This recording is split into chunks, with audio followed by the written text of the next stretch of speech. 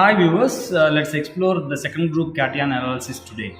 So this is the solution supplied to me by the lab personnel for the analysis of second group cations. Obviously this is blue in color, therefore I may doubt that it is containing copper plus 2 ion. Okay, so let's explore the presence of second group cations in this particular solution. So for this, first I have to add the second group reagent. What is second group reagent? Second group reagent is dilute HCl and H2S gas. So let's first add dilute HCl to this and then pass H2S gas through this. If I get a precipitate, that implies second group cations are present. With that residue, I have to proceed further for the analysis of second group cations, and the centrifugate is to be discarded. Okay, let's do that first. So this is the solution supplied to me for the analysis of second group cations. This I am adding dilute hydrochloric acid, few drops. So I am adding dilute hydrochloric acid because the second group reagent is dilute hydrochloric acid and H2S gas. So I did not get any precipitate, which implies first group cations are absent. So let me pass H2S gas through this. This is the Kipps apparatus wherein H2S gas is produced by the action of concentrated hydrochloric acid taken here on iron pyrites. Iron pyrites are taken here, concentrated hydrochloric acid will be added from this pot and distilled water will be added here. So we are going to get H2S gas through this outlet. Now I am passing that H2S gas through this particular chamber. I am passing H2S gas through this particular test tube. You see I am getting a black precipitate. You see I am getting a black precipitate indicating the presence of second group cations. You see? Beautifully H2S gas is being passed. We got a complete black precipitate. Okay. Don't forget to turn off the knob here which releases H2S gas. And don't inhale too much of H2S gas. It is dangerous to health. What did I do? I have taken second group solution. To that I have added dilute HCl and passed H2S gas.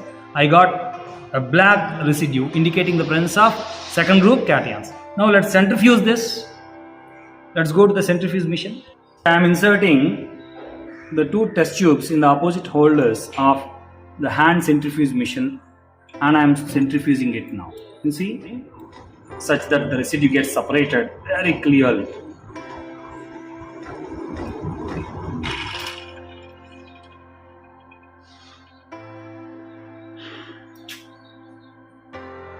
See the residue?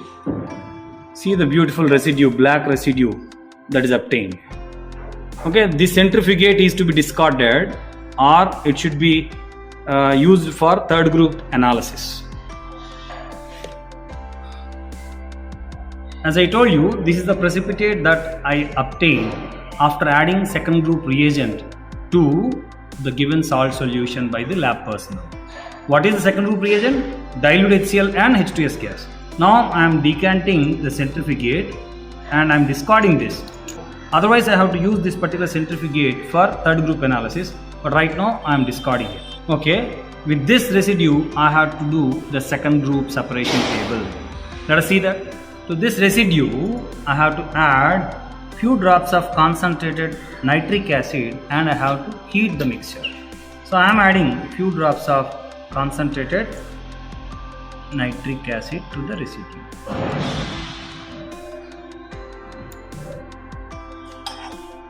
Now I am heating.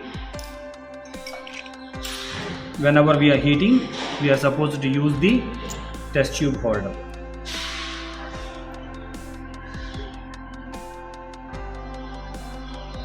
Okay, I am heating.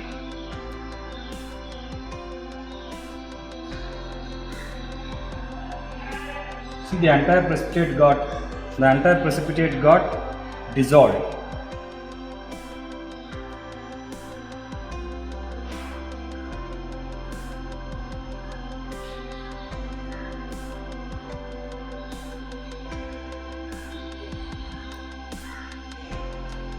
What did I do here? I have taken the residue of the second group cations. I added little amount of concentrated nitric acid and I boiled. the precipitate completely got dissolved. Okay, now there is no residue at all. If there is residue, it indicates the presence of mercuric ion. Because there is no residue at all, mercuric is absent. We know pretty well that mercury salts are more poisonous. Therefore, we avoid giving mercury salts. So now to this I am adding few drops of sulfuric acid. If there is lead present, by chance that it is escaped from first group cations, then I will be getting a precipitate. But I am not getting any precipitate here, which is indicating that there is no lead ion present in this particular salt solution supplied by the lab personnel. So I need not centrifuge this.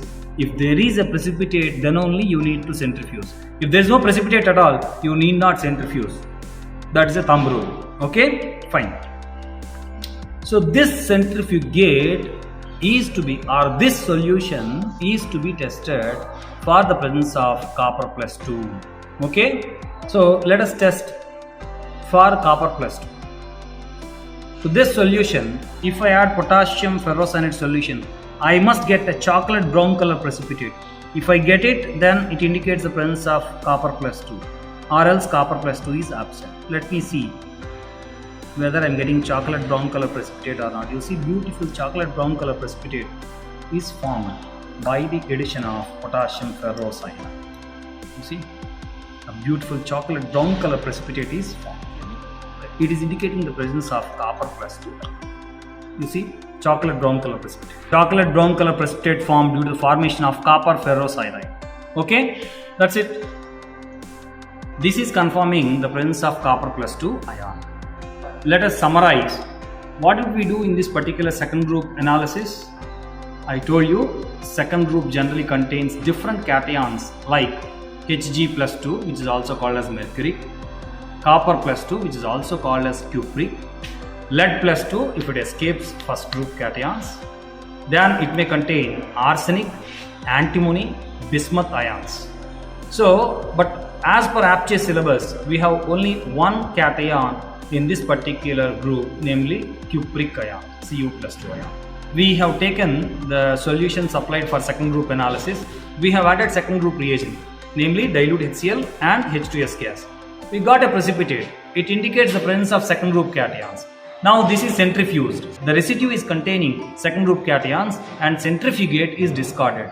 Now that residue is taken, to that 1 or 2 drops of concentrated nitric acid is added and then it is boiled.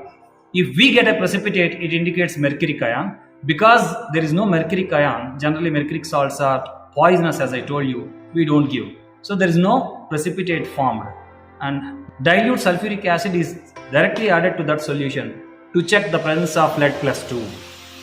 I have added dilute H2SO4 directly to that solution because I did not get any precipitate. It is indicating the absence of Pb plus 2, lead plus 2.